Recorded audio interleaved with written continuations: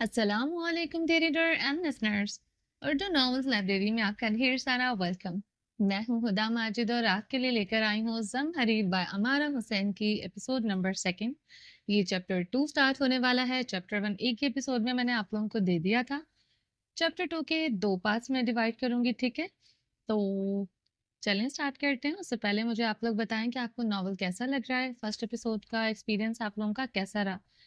और इसके अलावा अगर आपने अभी तक मेरे इस चैनल को सब्सक्राइब नहीं किया तो जल्दी से भी सब्सक्राइब कर दें, लाइक एंड शेयर करें और अपनी राय कमेंट बॉक्स में लाजमी दें। चलें वीडियो को स्टार्ट करते हैं।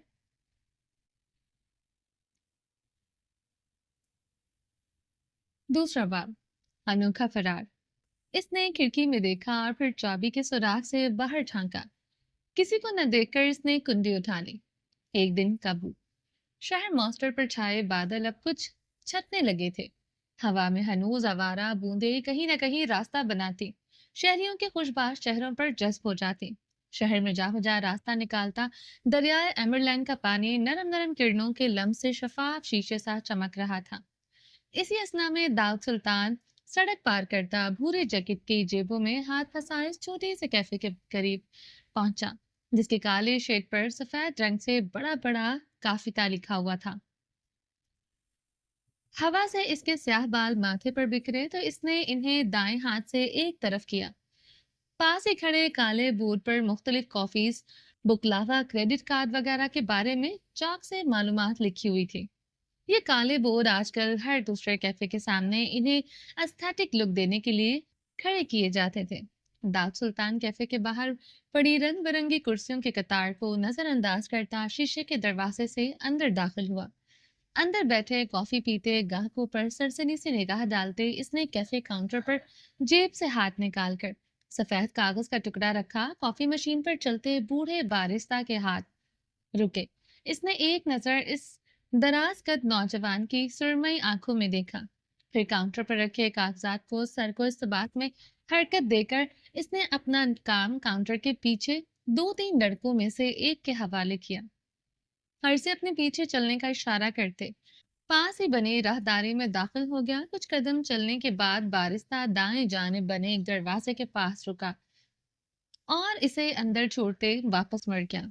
हॉल के मानंद बड़ा सा ये कमरा स्टोर रूम के बतौर तौर पर इस्तेमाल किया जा रहा था। जा बजा कुर्सियां फैली थी, दीवार के पास रखे रैक्स पर कॉफी के कॉटन और क्रॉकरी का सामान था। दो लड़कियां वेट्रेस यूनिफॉर्म में मलबूस कमरे के दाएं दीवार में बनी खिड़की से बाहर कॉफी और दूसरी अशिया के कॉटन देती जा रही थी। सामने ही लकड़ी के डेस्क के अकब में कुर्सी पर बड़े से जस्से का काला सा आदमी विराजमान था। दाऊद को देखते ही इसने गंजे सर पर टिका चश्मा नाक पर रखा। इसके चेहरे की जिल्द लटकी हुई थी। दाऊद ने एक लम्हे के लिए इसका तफ्तीशी निगाहों से जायजा लिया, फिर बोला, क्या तुम फ्रेडरिक मार्टिन हो? इसकी आंखों में अचंभा था। आओ बैठो। पेन थामे हाथ से कुर्सी की तरफ इशारा किया। कहो क्या कहना है? अब नजरें दोबारा रजिस्टर पर जमाई। इन वेटर्स को बाहर भेजो और कैफे बंद करवाओ। इसका लहजा आदतन तहक्कुम लिए हुए था। काला आदमी ऐसे मुस्कुराया जैसे इसने कुछ सुना हो। मैं दाऊद सुल्तान हूँ। इसने कोट की जेब में हाथ फंसाए। इसके बाल छत पर लगे बल्ब तले चमकते से थे। अब की बार इस आदमी ने झटके से रजिस्टर से सर उठाया। इसके चेहरे पर एक रंग सा आकर गुजरा। सरअत से कुर्सी से उठकर वो इधर उधर चलते वेटर्स के मुखातिब हुआ। कमरे में हल्की फुल्की आवाजें गूंजी और कमरे का दरवाजा दो तीन बार खुला और बंद हुआ। वेटर्स बाहर जा चुके थे। हॉल नुमा कमरे में अब वही दो लोग बचे थे। दाऊद कदम कदम चलता टेबल तक आया। इसकी तेज नजरों ने टेबल पर रखी चीजों को जांचा। रजिस्टर पर रखे कार्ड पर इसने किसी का नाम देखा। लम्हे के 1000वें हिस्से में इसने वो कार्ड उठाया और जेब में डाल दिया। इसी दौरान वो आदमी पलटा और दोनों हाथ आपस में मसलते हुए टेबल तक आया।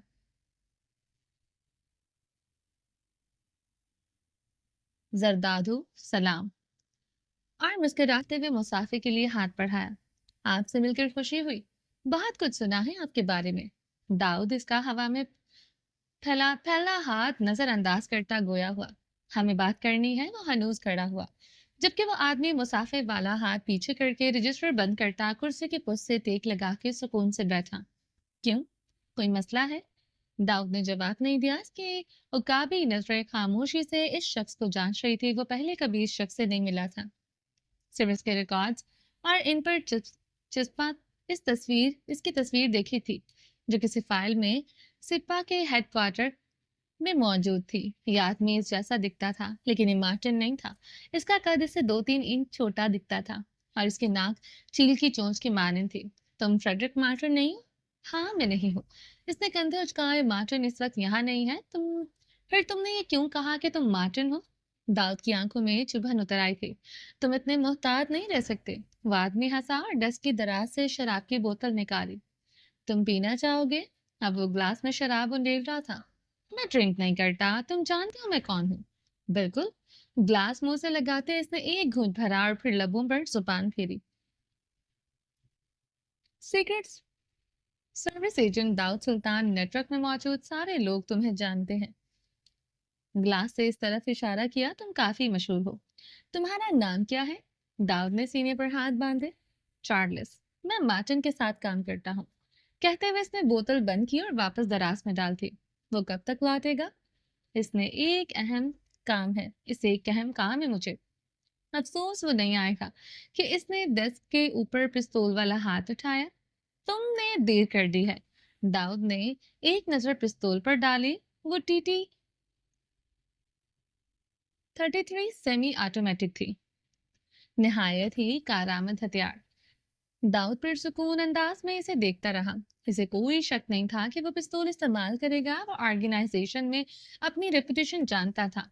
इस आदमी ने शायद इसके बारे में कुछ सुना था, लेकिन अगर इसने वाकई बहुत कुछ सुना था तो ये भी सुना होगा कि इसके पास दूसरा चांस देने वाला जैसा कोई इख्तियार नहीं था। ऐसा लगता है जैसे तुम मेरी आमद के बारे में पहले से जानते थे। इसने एक आईब्रो उचकाई। मेरी या मुझ जैसे किसी और की? ठहर ठहर कर कहते वो डेस्क पर आगे को झुका। मुझे उम्मीद है तुम मरने से पहले मुझसे तफसीलात की तवक्को नहीं कर रहे। मैं किसी चीज की तवक्को नहीं कर रहा। दाऊद पीछे होकर सीधा हुआ। पिस्तौल का रुख अब भी इसी की जानिब था और इसी वक्त इस काले आदमी ने ठीक से इसके सीने का निशाना लेते यके बाद तिगरे 3 फायर किए। तीनों गोलियां ठीक इसके सीने पर लगी और तीनों की बाहमी कुव्वत से वो पूरी ताकत से पीछे रेक से टकराते जमीन पर गिरा। ये आदमी बेवकूफ नहीं था। जिस जगह इसने निशाना लिया था वो यहाँ एक गोली शायद इसे मारने के लिए काफी नहीं होती। 3 काफी थी। वो इससे ज्यादा शायद जाया हो जाते। इस आदमी ने गहरी सांस ली। इसके लब भींचे हुए थे। कुछ देर वहीं खड़े रहकर इसने दाऊद की जिंदगी और मौत का अंदाजा लगाया। कोई हरकत ना होने पर वो एक एक मोहतात कदम उठाता इसकी जानिब बढ़ा। सिपा हेडक्वार्टर्स में बिना कुछ किए कोई मशहूर नहीं हो सकता। अगर लोग इसे जानते थे तो इसकी जहानत और कामयाबी की निस्बत से जानते थे। इसे अपने पेशे में आने वाली मुश्किलात का अंदाजा था। ये हो ही नहीं सकता था कि वो पूरी तैयारी से ना आया हो। इसकी शर्ट तले मौजूद वेस्ट जिसमें स्टील और बुलेट प्रूफ मसल्स थे, तीनों गोलियों को इसके जिस्म तक पहुंचने से रोकने के लिए कामयाब रहे थे। फिर भी गोली एक कोई एक गोली स्टील के लेयर से इस रोज से टकराती, जोर से टकराती एक लम्हे के लिए इसे लगा था कि इसके आर पार हो गई है। वो वहीं बेसुध पड़ा इंतजार करता रहा। ऐसे इंतजार हर शिकारी को मजा देता है। इसी दौरान चार्ल्स इसके करीब आया। अब इसके इस पिस्तौल का रुख दाऊद के सर की जानिब था। इसके मुंह से शराब की बदबू उठ रही थी। वो करीब से करीब तर होता गया। छत से छनकर आती बल्ब की रोशनी में चार्ल्स का साया इस पर पड़ रहा था। जैसे ही पंजों के बल वह उसके करीब बैठा, दाऊद ने इसी लम्हे इसकी नाक पर पूरी कुव्वत से घूंसा रसीद किया। इसका सर पीछे की जानिब लहराया और वो बिलबिलाता हुआ गिरा। फौरन से नाक पर हाथ रखकर इसने खून के फवारे को रोकना चाहा। पिस्तौल इसके हाथ से छूटकर आवाज पैदा करती जमीन पर दूर जा फिसली। इससे पहले वो अपने हवास बहाल करके सीधा होता, इसकी गर्दन दाऊद के हाथों के शिकंजे में थी। अगले लम्हे कमरे में इसकी गर्दन की हड्डी के चटकने की आवाज सुनाई दी और चार्ल्स तड़प उठा। इसकी दहशत भरी आंखें छत को देखती पलक चपकना भूल गई, जबान गंग हो गई। वो अब 1 इंच भी नहीं हिल पा रहा था। अगर तुम्हारी मौत इस हड्डी के टूटने से नहीं हुई तो सर्जरी से जरूर हो जाएगी, और अगर सर्जरी कामयाब हुई तो इस डॉक्टर को मेरे पास ले आना। वो भारी भरकम रकम का हकदार होगा। एक लात इसके पेट में मारते इसने पड़ी इसने पास पड़ी गन रुमाल में लपेटी, फटी हुई शर्ट को मजीद फाड़कर इसने बुलेट प्रूफ वेस्ट में धंसी हुई गोली जो इसे तंग कर रही थी अपनी मजबूत उंगलियों से बाहर निकाली। फिर झुककर जमीन से बाकी दो गोलियां उठाई और जैकेट की जिप बंद करता स्टोर रूम से दरवाजे से बाहर निकल गया। इसके चेहरे पर बरहमी थी, इनका ये सेल दुश्मन की नजरों में आ चुका था और अब इसे खत्म करने की जरूरत थी। यहाँ से सीपा के चंद लोग हेडक्वार्टर्स को मुखबरी देते थे। शहर में मौजूद दूसरे सेल्स के बनिस्पति आम सा सेल था जिसे सरसरी मालूमात के लिए इस्तेमाल किया जाता था। कोट की जेबों में हाथ डाले वो राहदारी में लंबे लंबे डाक कर रहा था। इसे जानना था कि मार्टिन इस वक्त कहाँ है और इस आदमी का ये कहना कि इसने देर कर दी, इससे इसका क्या मतलब था। इतना तो वाज़ेह था कि ये लोग मार्टिन को लेकर गए, ये जाने बगैर कि वो महज एक कारिंदा है जो आम मालूमात के अलावा वो कुछ नहीं जानता। इसके पास ऐसी कोई मालूमात नहीं थी जो इन्हें फायदा देती। कैफे से निकलकर वह सड़क की ज़ेब्रा क्रॉसिंग तक आया।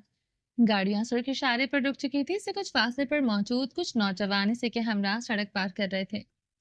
इसके माथे पर हवा से बिखरते बाल आसपास खड़ी गाड़ियों की रोशनी में चमकने लगे। नौजवानों के मुजमे में इसका दराज कद इनसे नुमाया कर रहा था। सड़क पार करके इसने वॉकिंग ट्रैक पर कदम रखे।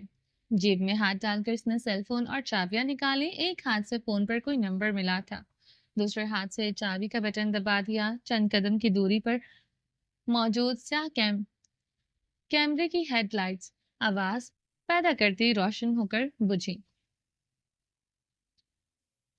मैं 2 घंटे में पहुंच रहा हूँ, तुम अपनी तैयारी मुकम्मल रखो, कहकर इसने गाड़ी की जानिब कदम बढ़ाए। 1 मिनट 1 मिनट, 2 घंटों में मैं यहाँ तुम्हारे इंतजार में खप रहा हूँ। कहाँ पर हो तुम? दूसरी जानिब से इस्माइल झुंझुलाती आवाज सुनाई थी। मास्टर। गर्दन दाएं बाएं घुमाकर इसने एहतियात से आसपास का जायजा लिया और ड्राइविंग सीट का दरवाजा खोल दिया। मास्टर?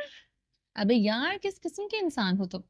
जब मैंने तुम्हें बोला था कि आज हमारा आर्चरी का प्लान है, मैंने प्लान कैंसिल नहीं किया। बस फटाफट मेरे अपार्टमेंट से आर्चरी का सामान और मेरे कपड़े उठा। मैं पहुंचकर फार्म हाउस में थोड़ा आराम करूंगा, फिर चलेंगे। गाड़ी में बैठकर इसने एक सरसरी सी नजर बैक व्यू मिरर पर डाली और एक हाथ से स्टीयरिंग घुमाता वहां से निकल आया। शीशे के बाहर साफ दिखते मुनासिर अब लकीरों की मानिंद तेजी से गुजरने लगे। तुम मुझे हुक्म देना कब बंद करोगे? कभी नहीं। जेरेरत मुस्कुराते इसने दूसरी सीट पर रखा फोन दूसरी सीट पर रखा और एक्सीलरेटर पर पांव दबा दिया। अगले ही लम्हे इसकी गाड़ी हवा से बातें कर रही थी। मौजूदा दिन सीपा के हेडक्वार्टर्स में मामूल के ही मुताबिक चहल पहल थी कि सुबह का वक्त था। बलाई मंजिल से शीशे के दीवार के पार देखो तो ट्रेनिंग ग्राउंड में एजेंट्स 5-6 दोस्तों में पसीने से तर भाग रहे थे। ग्राउंड के एंड वस्त में 2 ट्रेनर्स गर्दन में लटकी सीटियों से इन्हें इशारा देते जाते। इसी बलाई मंजिल की चौड़ी और तवील मरमरी राहदारी में मुख्तलिफ डिपार्टमेंट्स के दरवाजे खुलते थे। राहदारी में एक नौजवान लंबे लंबे डाक पड़ता इजलत से अंदाज में एक फाइल हाथ में थामे हेड ऑफिस के दरवाजे के सामने रुका। इसके चेहरे पर दबा दबा सा जोश था। गहरी सांस लेते इसने हाथ उठाया। इससे पहले कि इस हाथ से वो दरवाजे पर दस्तक देता, किसी और हाथ ने आगे बढ़कर उंगलियों के पुश से दस्तक दी। इसका हाथ हवा में उठा रह गया। गर्दन घुमाकर इसने पीछे देखा तो दाऊद सुल्तान को ताजा दम सफेद पुलोवर हुडी में वहां खड़े देखकर इसने माथे पर बल पड़े। गुड मॉर्निंग, ताजगी भरी मुस्कुराहट से कहते हुए दाऊद की नजरें इसके हाथ में पकड़ी फाइल पर फिसली, जिसका जवाब तारिक के ने सर के खम से दिया। फिर सर को ऐसे झटका जैसे इसकी आमद को कोसा हो। इसके चेहरे पर किसी किस्म के दोस्ताना तासुरात नहीं उभरे। तो तुम ला का फीता के डीलर्स लेकर आए हो? गुड, सब कुछ ठीक है वहां? दाऊद की गंभीर आवाज इसके पुष्ट पर उभरी। ठीक ना होता तो तुम मेरे मुंह से अब तक कोई बुरी खबर सुन चुके होते, एतमाद से कहते इसने कमरे से आती यस कम इन की आवाज पर पलट कर दरवाजा खोला। पीछे खड़े दाऊद ने सताइशी अंदाज में आईब्रो चढ़ाए, आंखों में तंजिया तासर था। वो इसी के पीछे अंदर दाखिल हो गया। ये मालूमात पूरी है? सुलझूक अहमद ने डेस्क पर रखी फाइल आगे को होते हुए उठाई और नाक पर रखा चश्मा उतारकर लैपटॉप पर रखा। جی سر۔ طارق نے زوروں شوروں سے سر ہلایا۔ داؤد سلطان پیچھے ہاتھ باندھے اس وسیع آفس کا ایسے جائزہ لینے لگا جیسے وہاں پہلی بار آیا ہو۔ سلجوق احمد نے ایک نگاہ پر ڈالی اور طارق کی طرف متوجہ ہوا۔ کیا تمہاری مارٹن سے کوئی بات ہوئی ہے آج؟ سلجوق احمد صفاق پلٹتے ہوئے پوری طرح فائل کی طرف متوجہ تھے۔ نہیں سر، ان سے 2 دن پہلے رابطہ ہوا تھا جس کی اپڈیٹ آپ تک پہنچ چکی ہے۔ آج کوئی رابطہ نہیں ہوا۔ کیسے ہوگا جب سیل کی خبر دشمنوں کو ہو چکی ہے؟ کمرے میں آپ کے داؤ کی آواز پہنچی۔ کیا مطلب؟ طارق چھٹکے سے اس کے جانب پلٹا، اس کا چہرہ شلسا ہوا۔ سلجوق احمد بات کا اثر لیے بغیر ہنوز فائل کی جانب متوجہ تھے جیسے وہ پہلے سے اس کی بات سے باخبر تھے۔ تمہاری ذرا سی لاپرواہی سے مارٹن غائب ہو چکا ہے۔ کس طرح کی انویسٹیگیشن کر رہے ہو تم؟ تمہاری یہ خبر 2 دن پرانی ہے۔ کل سیل میں کرمنل انویسٹیگیٹرز داخل ہو چکے تھے۔ اگر ایجنسی ایک وقت میں مزید سیلز متعین نہیں کرتی تو ان کے پاس ہمارا ڈیٹا جا سکتا تھا۔ اس کا لہجہ پہلے سے نسبت سخت ہو چکا تھا۔ آنکھیں طارق کو ملامت کر رہی تھیں۔ دفتن سلجوق احمد نے وہ فائل طارق کی جانب پھینکی اور ان کی گرجدار آواز کمرے میں گونجی۔ جو عہدہ تمہیں دیا گیا ہے، کیا وہاں اس قسم کی غلطی کی گنجائش بچتی ہے؟ وہ اس پر چلائے۔ چہرہ غصے کے باعث سرخی سے تمتمانے لگا۔ انویسٹیگیٹر ایک ایک لمحے کی مخبری کرتا ہے۔ شہادت کی انگلی اٹھا کر انہوں نے جھٹکے، نہ کہ ایک ایک دن کے۔ طارق کا سر مارے خفت اور شرمندگی کے جھکا۔ اس نے ماتھے پر ابھرتے پسینے کو ہتھیلی سے پہنچا۔ اسے لگا تھا آج کی کارکردگی پر باس اسے شاباشی ضرور دیں گے، لیکن داؤد سلطان پھر سے اس کے کام میں ٹانگ اڑا چکا تھا۔ اس کی یہ عادت ہمیشہ کی طرح پھر سے اسے تیش دلا گئی۔ تم اس عہدے کے لیے بھی اس طرح کسی بھی طرح اہل نہیں ہو داؤد۔ مشن کے لیے ٹیم ممبرز کا بندوبست تم خود کرو اور طارق بھی اسی ٹیم میں شامل ہوگا۔ کسی ٹیم کو لیڈ کرنے کی ضرورت نہیں۔ لیکن سر، میرا ڈپارٹمنٹ بھاڑ میں گیا تمہارا ڈپارٹمنٹ۔ تم آج سے محض ایک ٹیم ممبرز کے طور پر کام کرو گے، سمجھ گئے؟ ان کی گرجدار آواز سے آفس گونجنے لگا۔ طارق کی زبان مارے صدمے کے گنگ رہ گئی۔ سمجھ رہے ہو تم؟ اب کی بار انہوں نے زور سے ڈیسک پر ہاتھ مارا۔ جی سر، رندھی ہوئی آواز میں کہتے اس کے حلق میں جیسے آنسوؤں کا گولا پھنسا۔ قریب کھڑے داؤد نے کان کی لو سہلاتے ہوئے اس کی طرف برہمی سے دیکھ کر سر جھٹکا۔ طارق نے اپنی لہو رنگ آنکھیں لب کھینچتے ہوئے اس پر جمائی۔ ایسا لگتا تھا وہ انہی آنکھوں سے اس کا قتل کر دے گا۔ اور تیزی سے دروازے کا ہینڈل گھما کر باہر نکلا کہ سامنے چہرے پر پریشان تاثرات سجائے آس پاس ڈپارٹمنٹ کے ورکرز نظر آئے۔ وہ اندر ہونے والے واقعے کے بارے میں جاننے کی جستجو میں تھے۔ طارق پر جیسے گھڑوں پانی پڑ گیا۔ اس نے چہرہ بالکل جھکا دیا اور اپنے پیچھے دروازہ بند کرتا راہداری کی طرف بڑھ گیا۔ اسے ان لوگوں کی آنکھیں اپنا مذاق اڑاتی محسوس ہو رہی تھی۔ اب یہ خبر وہاں آگ کی طرح پھیلنی تھی کہ طارق بحرین کو کرائم انویسٹیگیشن ڈپارٹمنٹ سے ہٹا دیا گیا ہے۔ جس عہدے کو پانے کی خوشی میں وہ چند مہینے پہلے ٹیم ممبرز کے ساتھ دعوتیں اڑا رہا تھا، آج اس کو وہاں سے ہٹا دیا گیا تھا۔ آفس کے باہر کھڑے ورکرز وہاں سے ہٹ چکے تھے۔ اندر آفس میں اب 2-3 مزید آفیسرز تھے۔ داؤد سلطان مشن کے بارے میں ان سے بریفنگ لے رہا تھا۔ سلجوق احمد کے تاثرات اب تک بگڑے ہوئے تھے۔ ان کا مشن ایکٹیو ہو چکا تھا۔ 1 گھنٹے کے اندر اندر اس ماسٹر کے لیے روانہ ہونا تھا اور ان ٹیم ممبر سے ملنا تھا جس سے وہ پہلے رابطہ کر چکا تھا۔ اسے لگا تھا وہ ان کی ڈیٹیلز ہیڈ کوارٹر بھیج کر ان کی طرف سے منظوری کا انتظار کرے گا، لیکن ہیڈ آفس نے یہ کام اس کے سپرد کر کے مسئلہ حل کر دیا تھا۔ وہ سنجیدگی سے آفیسر کے ہاتھ سے ٹیبلٹ لیتے اس پر کھلے میپ کو انگلیوں کی مدد سے زوم کر رہا تھا۔ اس نے ماسٹر شہر کے بیچوں بیچ واقع ہوٹل گرینڈ پر کلک کیا۔ اس کی مشن کی شروعات یہاں سے ہونی تھی اور وہ اس کے لیے پوری طرح تیار تھا۔ سراجیو شہر کے ایک علاقے میں بنی ڈبل سڑک میں ایک پر اسمائل عالیجاں میوزک وہ کا والیوم اونچا کیے تیز رفتاری سے اپنے سلور رنگ کی گاڑی بھگا رہا تھا۔ اونچی اونچی قدداور عمارتیں کھڑکی کے باہر لکیریں بنتی گزرتی جا رہی تھیں۔ آسمان بالکل شفاف تھا۔ شہر کے لوگ روز مرہ کے معاملات میں مصروف دکھائی دیتے تھے۔ ڈارک گرین کلر کے سویٹر کے گلے میں اندر پہنی سفید رنگ کی شرٹ کے کالر نظر آتے تھے۔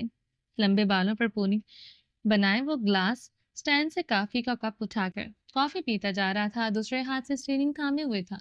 अरे ले आना भाई, ले आना, पूरा खानदान ले आना। हाँ, दे चुका हूँ दावत इनको, आ रहे हैं वो भी। किसी मोड़ पर स्टीयरिंग घुमाते इसने कॉफी का खाली कप वापस स्टैंड में रखा और कान में लगे ब्लूटूथ को ठीक किया। रात तक हो जाएगा सब रेडी। अरे ऐसा वैसा, मुकाबल की आवाज पर जोर से हंसा। ऐसे नायाब हिरन का गोश्त तुमने कभी जिंदगी में नहीं खाया होगा, बड़ी मुश्किल से शिकार किया है। ओहो, दाऊद नहीं था साथ। वो थक के गाड़ी में जा बैठा। मैंने ये हार नहीं मानी। अब ऐसा वैसा शिकारी समझ रखा है क्या? फिर मुकाबल की बात सुनकर इसने जोरदार कैक्का लगाया। चल ठीक है, मिलते हैं फिर। उंगली से ब्लूटूथ ऑफ करते इसने गाड़ी फार्म हाउस की तरफ जाने वाले रास्ते पर डाली। इसके चेहरे पर फखरियां जताती हुई मुस्कुराहट थी। अब की गाड़ी में एलियन वॉकर के गाने के साथ एलन वॉकर के गाने के साथ इसकी आवाज भी गूंजने लगी। Is this a place that I call home to find what I've become? Walk along the path and on. We live, we love, we life. गाड़ी के ऊपर उड़ते परिंदों में से एक ने ऊंची उड़ान उड़ान भरी और हवा में ऊंचा होता चला गया। सिराचियों शहर से हमेशा की तरह मसरूफ दिखाई दिया। रंग बिरंगे लोहे सिग्नल पर रुकी गाड़ियां, जेब्रा क्रॉसिंग पर से गुजरते स्कूल यूनिफॉर्म पहने बच्चे, नीचे बहुत नीचे काली सांप नुमा सड़क पर वो सिल्वर कार पूरी रफ्तार से फराटे भर रही थी। यही सड़क कई मोड़ मुड़ते एक फार्म हाउस की जानिब जाती थी, जिसके पिछली जानिब जंगल सा था। इसकी दाएं जानिब खुलती खिड़की के पार कोई इसे छोटे से सर्द खाने में खड़ा कपकपा रहा था। ये सर्द खाना शिकार किए जाने वाले जानवरों को रखे जाने के लिए बनाया गया था, जिसमें इनके शिकार किए जाने वाले जानवर रखे जाते थे। अंदर सफेद सा धुआं था जो सारे में फैला हुआ था। सफेद बल्ब की रोशनी में सब कुछ सफेद दिखाती थी। ऐसा लगता था किसी बर्फानी इलाके का हिस्सा इस फार्म हाउस में रख दिया गया हो। अंदर कमरे में आओ तो इस औरत के पुरुष दरवाजे की जानिब थे। खिड़की की जानिब कदम कदम चलते इसका खून से गीला लिबास इससे सर्दी के बायस लरसने पर मजबूर कर रहा था। इसके बाल लंबे थे। खिड़की से बाहर का जायजा लेने के बाद दरवाजे तक आती और ताले के सुराख से बाहर झांका। किसी को वहां न पाकर इसने आहिस्ते से कुंडी उठा ली। फिर इसने भारी से दरवाजे को अंदर की तरफ खींचा। वो चिड़चिड़ाता हुआ खुलता चला गया। इसके मुंह से निकलती सांसें धुएं में बदलती सामने का मंजर धुंधला रही थी। इसने बाहर झांका और तेजी से इस कमरे से बाहर निकली। खून से भरे इसके जूते फर्श पर निशान छोड़ते जा रहे थे। वो कतार से बने कमरों के पास से गुजरते इस राहदारी तक आई। वहां नीम अंधेरा था। राहदारी से बाहर निकलकर इसने दाएं बाएं देखा। इन अनोखे मनाजिर को देखते इसकी आंखें फैले। वो अब भी कपकपा रही थी। राहदारी की दीवार पर कोने में लगे कैमरे ने एक मंजर रिकॉर्ड किया, इस बात से बेखबर कि इसके जख्मों से रिश्ता खून जमीन पर निशानात बनाता जा रहा था। अब वो दाएं जाने बनी छोटी सी लकड़ी के बाड़ के सामने आकर खड़ी हो गई और फिर मुश्किल बाड़ को फलांग कर घने दरख्तों के बीच गायब हो गई। फार्म हाउस के बाहर खड़ी गाड़ी के इंजन बंद होने की आवाज आई और फिर जैसे ही गाड़ी का दरवाजा खुला बंद हुआ, इस्माइल आलीजा गुनगुनाता हुआ बेनियाजी के आलम में फार्म हाउस में दाखिल हुआ। इसके हाथ में काले रंग का बैग था। दूसरे हाथ में थामे फोन को रोशन करते इसने दाऊद सुल्तान का नंबर मिलाया और कदम कदम चलता अंदर आया। बैग को बगल में दबाकर इसने दीवार पर हाथ मारकर रातारी रोशन की। तुम कब रवाना हो रहे हो मास्टर के लिए? फिर रुककर जैसे इसे सुना, आ जाओ फार्म हाउस, रात को बारबेक्यू है, इसकी तैयारी करेंगे। दूसरे जाने से दाऊद कुछ बोलने लगा तो लम्हे भर के लिए रुका और एक लफ्ज इसकी नजरें फर्श पर फैले खून से बने कदमों के निशान पर पड़ी और वो साकित रह गया। ये क्या है? इसने बेयकीनी से आवाज राहदारी में गूंजी। इसने दाऊद की बात का जवाब दिए बगैर इन निशानात का पीछा किया जो सर्द खाने की तरफ जा रहे थे। दाऊद, यहाँ मुझसे पहले कोई आया था शायद। और सर्द खाने का दरवाजा खोलकर अंदर झांका। सर्द धुएं के मरगोले में वो कुछ देख नहीं पा रहा था। कुछ देखने के काबिल हो तो इसकी सांस लड़खड़ा सी गई। वो हिरन वो हिरन यहाँ नहीं है। क्या मतलब? अचंभे से पूछते दाऊद की आवाज फोन से निकलती सर्द खाने में गूंजी। मैं पहुंच चुका हूँ, आ रहा हूँ अंदर, तुम वहीं रहो और कॉल मुंतकी कर दे। कुछ ही देर में चेहरे पर उलझे हुए तासुरात लिए वो सर्द खाने में इसके बराबर खड़ा था। لگتا ہے کسی نے ہمارے ہرن کو اغوا کر لیا ہے۔ ایک گہری سی سانس خارج کرتے اسماعیل نے سر پر ہاتھ پھیرا اور فرش پر پھیلے خون کو دیکھا۔ نہیں، کسی نے اغوا نہیں کیا۔ پنجے کے بل بیٹھے ہوئے داؤد سلطان نے وہاں پھیلے خون کا جائزہ لیا۔ وہ ہرن یہاں سے خود بھاگا ہے، لیکن یہاں سے پیروں کے نشان کسی انسان کے ہیں۔ اس کا یہی مطلب ہے کوئی یہاں آیا تھا۔ فون پینٹ کی جیب میں ڈالتے اسماعیل نے داؤد کو دیکھا، جس کی سرمئی آنکھوں میں بے یقین سا تاثر تھا۔ وہ تیزی سے اٹھا اور کمرے سے نکل کر فارم ہاؤس کے کنٹرول روم میں آیا، جہاں مانیٹرز پر مختلف اسکرینز کھلی تھیں جو فارم ہاؤس کے مختلف حصوں کو دکھا رہی تھی۔ اس نے کی بورڈ پر مختلف بٹن دبائے۔ راہداری کو ریکارڈ کرتے کیمرے کا ٹیپ اس کے سامنے کھلا۔ اسماعیل اس کے پیچھے آ کھڑا ہوا۔ آستین اوپر کرتے اس نے ریکارڈنگ کے پیچھے کرنا شروع کی اور ایک جگہ روک دی۔ راہداری کے نیم اندھیرے میں لٹکھڑاتے وجود کو دیکھ کر وہ چونکا۔ اس نے اسکرین زوم کر کے غور سے دیکھا۔ اسماعیل اور اس کی نگاہیں ایک ہی وقت میں ایک دوسرے سے ٹکرائیں۔ یہ اسماعیل اسکرین کی جانب انگلی اٹھائے بے یقینی سے ہکلایا۔ یہ ممکن نہیں ہے، میں یقین نہیں کر سکتا، یہ ممکن ہی نہیں۔ اسماعیل شوق کے عالم میں مسلسل نفی میں سر ہلا رہا تھا۔ داؤد نے ریکارڈنگ کا وقت دیکھا۔ یہ منظر تقریباً 20 منٹ پہلے کا تھا۔ وہ جلدی سے اٹھا۔ اسماعیل عالی جان، یہ بات یہاں سے نکلنی نہیں چاہیے۔ اس کی آنکھوں میں جھانکتے داؤد کی نگاہوں میں تنبیہ تھی۔ یہ خون صاف کرواؤ، میں آ رہا ہوں۔ دروازے کی طرف بڑھتے وہ پلٹا، تم ادھر ہی رہنا، اور لمبے لمبے داغ پر داغ خون کے نشان کا پیچھا کرتے وہ تیزی سے راہداری سے باہر نکلا۔ اسماعیل اس کے پیچھے تقریباً بھاگا۔ سوئمنگ پول پر پڑتا گھنے پیڑوں کا عکس پانی پر ہوا کے باعث گرتے پودوں کی وجہ سے بگڑ سا جاتا۔ داؤد خون کے نشان کا تعاقب کرتے انہیں پیڑوں کے سائے میں غائب ہوا، جن میں سے کچھ دیر پہلے وہ عورت ہوئی تھی۔ وہ احتیاط سے بنا چاک پیدا کیے ایک ایک قدم اٹھا رہا تھا۔ کچھ ہی قدم کی دوری پر اس نے خون آلود لباس پہنے اس عورت کو دیکھا۔ اس کی آنکھیں بے یقینی سے پھیل سی گئیں۔ وہ کمر کے گرد بندھی ڈوری سے لٹکتے کسی کپڑے کے تھیلے سے کچھ نکال رہی تھی۔ زخموں کے باعث اس پر کمزوری اور نکاہت طاری تھی۔ لمبے مٹی اور خون سے اٹے بال بکھرے ہوئے تھے۔ اس کی لرزتی انگلیوں میں اتنی طاقت نہیں تھی کہ وہ اس چھوٹے سے تھیلے کو بھی تھام سکتی۔ تھیلا اس کے ہاتھ سے پھسل کر نیچے گرا۔ گھنی جھاڑیوں کے پیچھے چھپے داؤد کی آنکھیں کچھ سمجھنے کی کوشش میں تھی۔ اس عورت نے گھاس پر ہاتھ مارتے وہ تھیلا اٹھایا اور بلاخر اس میں سے کوئی شیشی نکال کر اس کا ڈھکن کھولا۔ اب وہ ہاتھ پر اس شیشی سے کچھ نکالتی جاتی اور اپنے زخموں پر ملتی جاتی۔ اس سب سے فارغ ہو کر وہ پیڑوں کے بیچ اترتی، سورج کی نرم دھوپ میں جیسے خود کو گھسیٹ کر لاتی اور وہیں زمین پر بیٹھ کر سستانے لگی سوری۔ اس کا رخ اب داؤد کی جانب تھا۔ سر نیچے جھکایا ہوا تھا۔ داؤد سانس روکے اس کی ایک ایک حرکت نوٹ کر رہا تھا۔ رفتن اس عورت نے اپنا چہرہ اٹھایا۔ ٹھنڈی ہوا کے ہلکے جھونکے سے اس کے بال ذرا پیچھے کو لہرائے۔ دھوپ شاید اسے سکون بخش رہی تھی۔ اس نے ایک لمبی سانس لی اور پھر اٹھ کر کھڑی ہوئی۔ اب کہ داؤد نے اس کا پیچھا نہیں کیا۔ اس نے جو کچھ بھی اس وقت اپنی آنکھوں سے دیکھا تھا یہ نارمل بالکل نہیں تھا۔ اسے لگا جیسے اس نے کسی جادوئی فلم کا سین دیکھا ہو۔ وہ عورت اب مضبوطی سے کھڑی تھی۔ کچھ دیر پہلے کمزوری کے اثرات اب غائب تھے۔ ایسے لگتا تھا جیسے اسے کچھ ہوا ہی نہ ہو۔ اس نے ایک دو تیز قدم اٹھائے اور پھر وہاں سے پوری رفتار میں دوڑ لگا دی، یہ جانے بغیر کہ دو کانچ سی سرمئی آ گئی۔ یہ منظر ذہن میں محفوظ کر چکی ہے۔ شمس الدین کے کاٹیج کی مخروطی چھت رات بھر ہونے والی بارش کے باعث سرخ نظر آتی تھی۔ چھت پر پھیلے پھول مہک اٹھے تھے۔ پتھروں کی روش کے ارد گرد مخملی گھاس اور پودے اپنے اوپر شبنم کے قطرے سجائے کھڑے تھے۔ وہیں سے ایک راستہ شمس الدین کے گرین ہاؤس کی جانب جاتا تھا، جسے چاروں طرف سے پھول پودوں نے گھیر رکھا تھا۔ شمس الدین گہری سانسیں لیتے وہاں صبح کی تازگی کو اپنے اندر جذب کرنے لگے۔ چھوٹے چھوٹے قدم اٹھاتے ان کے ایک ہاتھ میں رول کیا ہوا اخبار تھا۔ آنے سے پہلے انہوں نے پریسا کے کمرے میں جھانکا تھا۔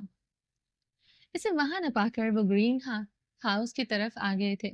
گرین ہاؤس کی چاروں دیواریں اور بڑی سی مخروطی چھت شیشے کی تھی۔ اوپر دیکھو تو شیشے کی چھت بارش کے قطرے سے گیلی تھی۔ آس پاس ہری بھری بیلیں چھت کو خوبصورت سا ڈیزائن دے رہی تھی۔ باقی چھت سے کھلا آسمان صاف دکھتا تھا۔ گرین ہاؤس میں پھولوں کی قطاریں ہی قطاریں تھی۔ باہر سے بوگن ویلیا کے سرخ اور گلابی پھولوں اور پودوں کی بیلوں نے آدھی چھت کو ڈھک دیا تھا۔ وہ دروازے کی طرف آئے جس پر دی فینٹیسیا فلورسٹ لکھا ہوا تھا۔ और दरवाजे पर दबाव डालकर अंदर दाखिल हुए। इन्होंने एक नजर चारों तरफ डाली। शीशे की दीवार के पास रखे पौधे बाहर से के मंजर को देखने में रुकावट खड़ी करते थे। इन्होंने कॉटेज में एक तरफ लकड़ी के फर्श से बने सिटिंग एरिया को देखा। वहां वस्त में पड़ी लकड़ी की मजबूत भूरी टेबल के करीब रखी कुर्सियों में एक कुर्सी पर परीसा को बैठा दिखाई दी। हथेलियों पर चेहरा गिराए उसकी नजरें शीशे की दीवार पर सूरज पुरसोच अंदाज में जमी थी। वो खंखारे तो परीसा जैसे चौंकते हुए इनकी तरफ पलटे। परेशान चेहरे पर सादगी भरी मुस्कुराहट सजाई। हैरत है मेरी बेटी आजकल जल्दी उठने लगी है। रोल किया हुआ अखबार इसके जानिब आते लकड़ी की टेबल पर रखा। वहीं मेज पर आसपास बागवानी का कुछ सामान फैला सा था। वो फूलों का जायजा लेने लगे। अब परीसा की जानिब इनके पुष्ट थे। इस मौसम की खूबसूरत सभी भला कौन नहीं देखना चाहेगा। देख ले, बारिश के लिए मेरी मोहब्बत। देर देर तक सोने वाली सिंड्रेला आपसे भी पहले उठ जाती है। नाक से एक गहरी सांस अंदर खींचते इसने एक गहरी सांस खारिज की और खड़े हुए कमर पर दोनों हाथ जमाए। फिर जैसे इसकी मुस्कुराहट सिमटने लगी, कुछ देर पहले की परेशानी फिर इस पर छाने लगी।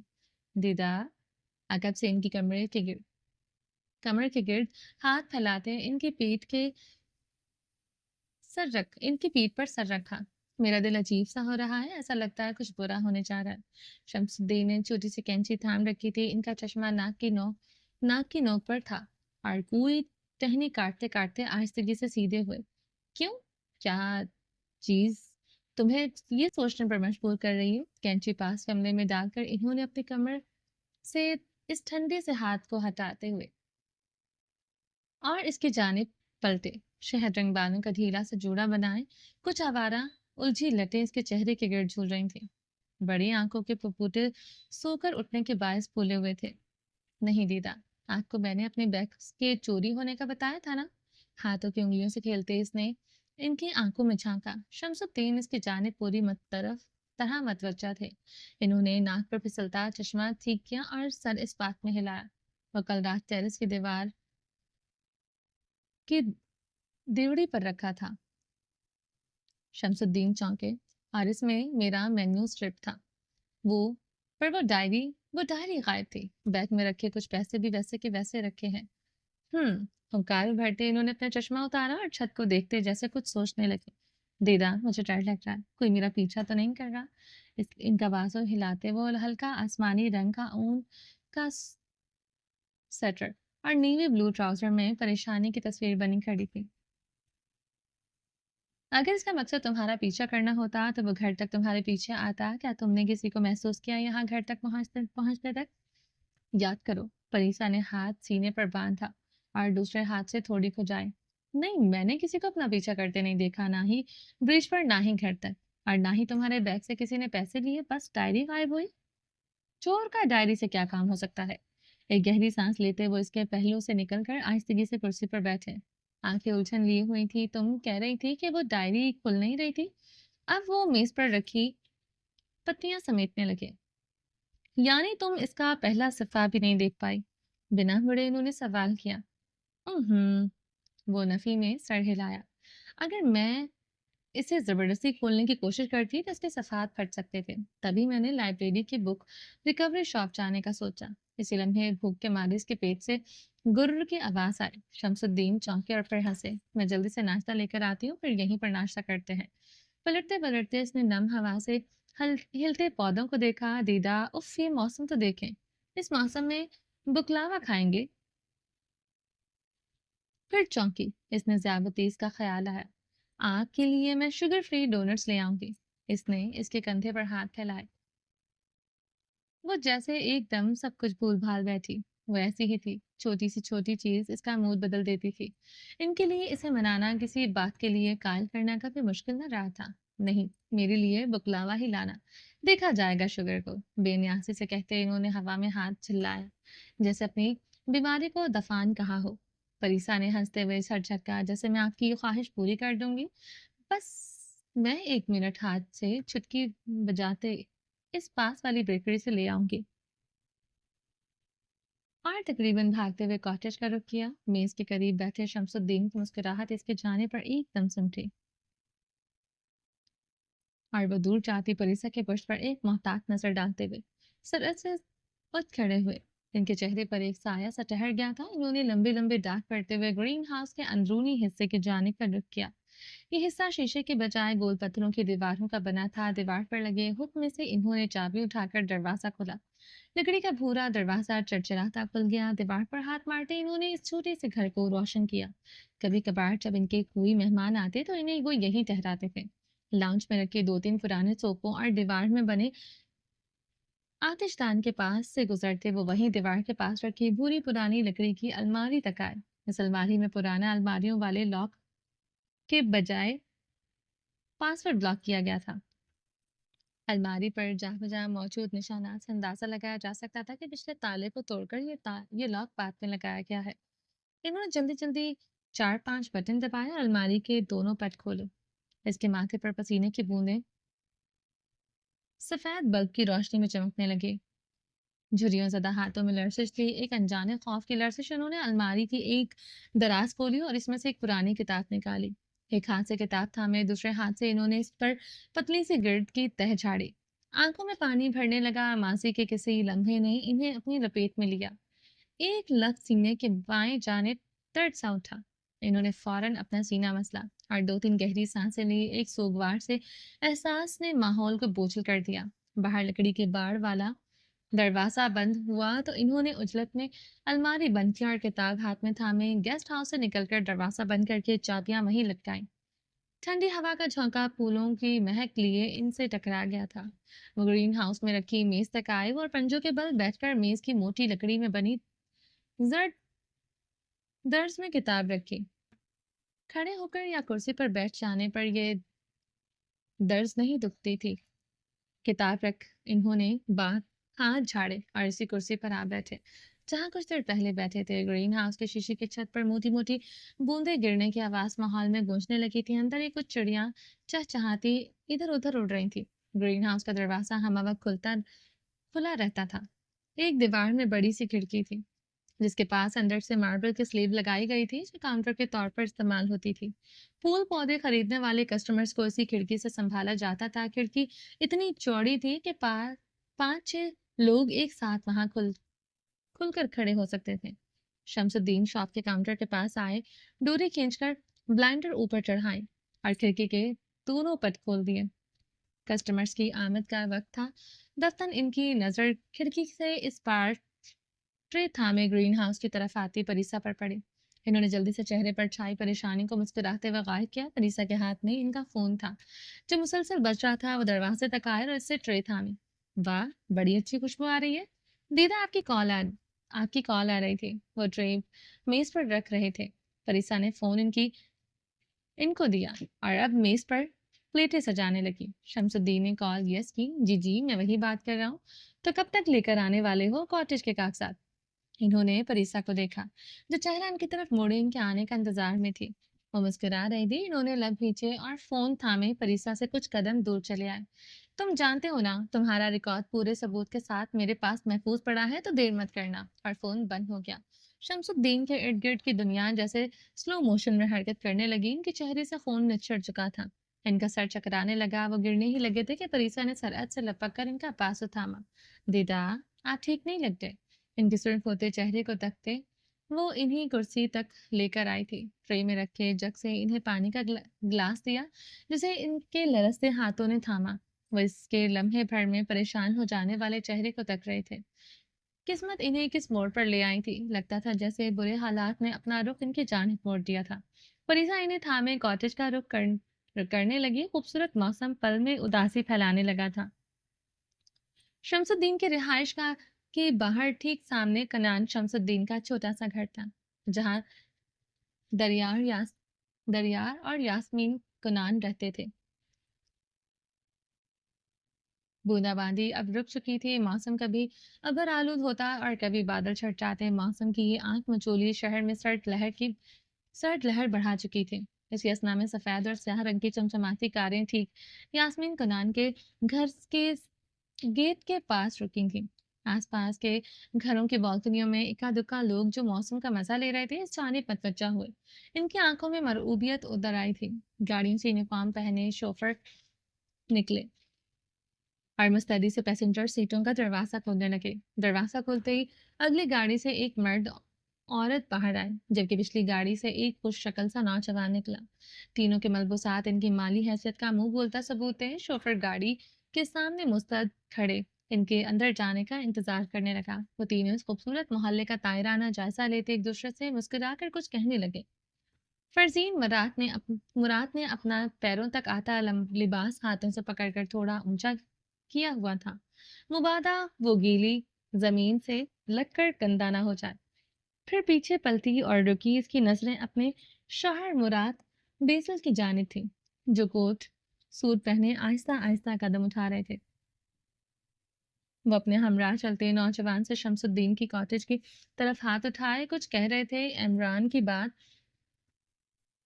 अमर इनकी बात पर इस बात में सर हिला रहा था। ये कितना खूबसूरत है, बिल्कुल परियों के देश जैसा। यहाँ तो पूरा शहर देखा जा सकता है। लगता है शम्स आपको पौधों से बहुत लगाव है। मुतासर होते हुए फरसीन मरात ने शौहर और बेटे को देखा। वो दोनों भी इनके पास आकर खड़े हुए थे। तभी यास्मीन कुनान ने गाड़ियों के खुलते बंद होते दरवाजों की आवाज पर अपने घर का दरवाजा खोला। सर की माइल पूरे बालों को कैचर में लपेटे उन्होंने बादामी रंग का स्वेटर पहन रखा था। दारिया की तरह इनकी आंखें छोटी थी। इनका चेहरा भाई की आमद पर खुशी से तमतमा रहा था। भाई भाभी पुकारते हुए वो तेजी से इनकी जानिब आए। वो तीनों इनकी जानिब पलटे और इसे गर्मजोशी से मुस्कुराए। पीछे एक शोफर गाड़ी से फलों के टोकरे उठाए इसके पीछे पीछे आया, जिसे यास्मीन ने थामा और इन्हें अंदर जाने की दावत देते इनके साथ साथ अंदर आई थी। कुछ ही देर में सब लिविंग रूम में रखे सोफे पर विराजमान चाय पी रहे थे। सोफों के वस्त में रखी मेज कई कई अशिया से सजी थी। आमिर की मतलाशी नजरें बार बार लिविंग रूम के दरवाजे तक जा रही थी। चाय का कप लबों से लगाते हुए बेध्यानी में इसने दारिया को देखा, जो पूरी फुर्सत से इसी का जायजा ले रही थी। दोनों की निगाहें मिली तो दारिया मुस्कुराई और जवाबन मुस्कुराया। फिर इसकी मसरूफियात का पूछने लगा। इसे जरा सी तवज्जो पर इसका चेहरा गुलाबी होकर टमटमाया। मुस्कुराकर वो उसे जवाब देने लगी। इसने गुलाबी रंग की फ्रॉक पहन रखी थी, जिसके गले पर सफेद मोती लगे थे। हल्की सी गुलाबी लिपस्टिक लगाए, कानों में वैसे ही सफेद मोतियों वाले टॉप्स थे। नक्सक से तैयार वो हमेशा की तरह खूबसूरत लग रही थी। इसकी हर अदा में नजाकत सी थी। वैसे परीसा नजर नहीं आ रही। मेज पर खाली कप रखते इसने दारिया के जवाब पर पहले सर को खम दिया, पर पूछा। दारिया की मुस्कुराहट फीकी पड़ गई। इसने पहलू में बैठी माँ को देखा, जिसकी आंखों में परीसा के जिक्र पर तल्खी उमड़ आई थी। हाँ, मैं भी यही कहने वाला था। नजर नहीं आ रही आपके मरहात। मुराद साहब भी इधर उधर देखते बोल पड़े। वो वहीं अपने दादा के साथ ही होती है। इसकी तरफ का रुख नहीं करती। इस तरफ का रुख नहीं करती। अपनी ही दुनिया है इसकी। भाभी लेना कुछ। आज तो कुछ खा ही नहीं रही। यास्मीन ने बात गोलमोल करते मेज पर रखी प्लेटें फरजीन के आगे करी। अरे नहीं, बस चाय कॉफी है। नाश्ता बहुत हैवी किया था। वैसे आपा, तुम्हारे ससुर का कॉटेज सुना है बहुत बड़े बड़े लोग पूछ रहे हैं इनका, और काफी अच्छी कीमत देने का ऑफर कर रहे हैं। तो शम्स साहब क्या बेच रहे हैं इसे? मुराद साहब कॉटेज के जिक्र पर सोफे पर सीधे हुए। नहीं, वो तो परीसा के नाम है। वो कभी इसे बेचने का सोचेंगे भी नहीं। कुछ लोग तो दुगनी कीमत देने को भी तैयार थे, लेकिन बाबा ने सख्ती से मना कर रखा है। पता नहीं क्या वजह है, जो सब इसे खरीदने को बेताब हो रहे हैं। यास्मीन ने कहते आंखों ही आंखों में दारिया को इशारा दिया तो इसने अपना उतरा हुआ चेहरा ठीक किया। ये जगह किसी भी बिजनेस के लिए पूरे शहर में सबसे आइडियल जगह है। अगर यहाँ कोई बिजनेस शुरू करता है तो एक तो कॉटेज का डिजाइन ऐसा है कि लोगों की तवज्जो खींचता है। दूसरा, इसके पास गार्डन जो इसे गैर मामूली तौर पर हसीन बनाता है। किसी भी ऐसे बिजनेस के लिए जहाँ कस्टमर्स की आमदोरफ्त हो, ये जगह बेहतरीन है। मुराद साहब ने चाय का कप लबों से लगाने से पहले बात मुकम्मल की। यास्मीन और फरजीन मुतासर होते हुए सर इस बात में हिलाने लगी। दानिया इस बोरियत भरे माहौल से निकलने के लिए पहलू बदल कर रह गई, फिर आखिरकार उठ खड़ी हुई। अमर, आओ हम निकल के कॉटेज चलते हैं। इन्होंने ग्रीन हाउस में फूलों की शॉप खोली है। बहुत प्यारे प्यारे फूल हैं। ओ हाँ, क्यों नहीं। वो परीसा को देखने की ख्वाहिश में फौरन उठ खड़ा हुआ। वो दोनों आगे पीछे चलते हुए बाहर निकले। यास्मीन ने दिल ही दिल में इनकी नजर उतारी, जबकि मुराद और फरजीन कॉटेज के बारे में बात कर रहे थे। यास्मीन इनकी तरफ मतवज्जा हुई और मुस्कुराते हुए इनकी बातों पर सर हिलाकर जवाब देने लगी। चंद कदम की दूरी पर ग्रीन हाउस में परीसा हरे रंग का गार्डनिंग एप्रन पहने काउंटर के पास खड़े कस्टमर से बुके बनाती जा रही थी। इसके चेहरे पर जा बजा मिट्टी लगी थी और वो काफी मजाका खेज लग रही थी। ताजा फूलों की खुशबू ने ग्रीन हाउस को मुअत्तर कर रखा था। लकड़ी पर मेज पर लंबी लंबी टहनियों समेत मुख्तलिफ रंग बिरंगे मखमली फूल पड़े थे, जिन्हें यहीं ग्रीन हाउस से तोड़ा गया था। शम्स आप नजर नहीं आ रही? अपना बुके लेते एक दादी इसके लिए दादी की उम्र के आदमी ने पूछा। दादा के ही आदमी की उम्र ने पूछा। ये करीम अंकल थे, जो इनके पड़ोस में ही रहते थे। परिसा फूलों को सुर्ख रंग के रिबन से बांधती इनकी बात पर रुकी। इनकी तबीयत कुछ देर पहले खराब हो गई थी। वो कॉटेज में आराम करें, आप कॉटेज जाकर इनसे मिल लें। वो जानती थी करीम अंकल इनके करीबी दोस्त थे और वो दिन में ही एक चक्कर जरूर लगाते थे। अब भी वो मिले बगैर नहीं जाएंगे। इसने चेहरे पर गिरती बालों की लट को कान के पीछे किया और एप्रन की जेब में रखी कैंची से रिबन को काटा। फिर मुस्कुराकर बुके इनके हवाले किया। करीम साहब ने एक नजर बुके पर डाली, दूसरी परीसा पर। हर सर को जरा खम देते मुस्कुराकर काउंटर पर पैसे रखे। इन्होंने कॉटेज की जानिब कदम बढ़ा दिए थे। वो पैसे एप्रन की जानिब जेब में डालकर पलट ही रही थी जब दारिया बमा एमर ग्रीन हाउस में दाखिल हुआ। एमर की मुतासर नजरें चारों तरफ का जायजा ले रही थी।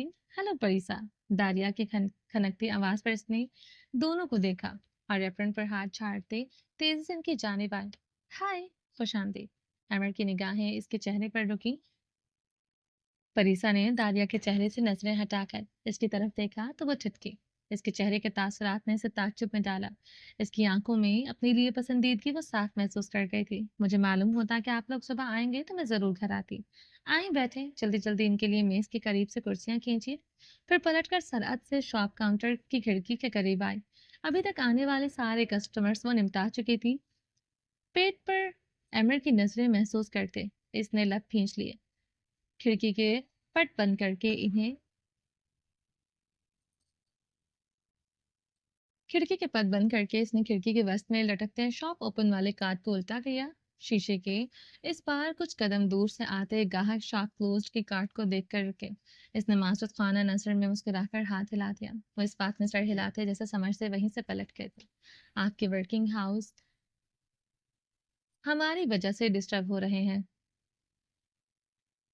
तो हम अरे नहीं नहीं, मैं वैसे भी ब्रेक लेने वाली थी। इसने अमीर को शर्मिंदा होते देखकर इसकी बात को रद्द किया और फिर एक बार आदत से मजबूर हाथ एप्रन पर फेरते हुए जैसे साफ किए।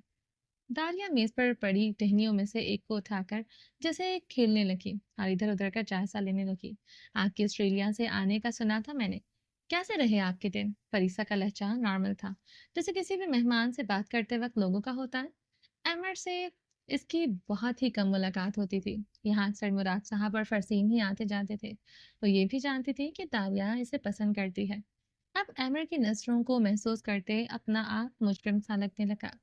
अच्छे रहे, अपने मुल्क जैसा बहरहाल मजा फिर भी नहीं, और खास कर मॉन्स्टर सर नफी में हिलाया जैसा तो बिल्कुल नहीं। अंकल कहाँ है? दारिया इनकी गैर मौजूदगी महसूस करते हथेली पर चेहरा गिरा के बोली। वो शमसुद्दीन को बचपन से ही अंकल बोलती आई थी। हालांकि यास्मीन ने इस बात पर इसे कई दफा झाड़ा था।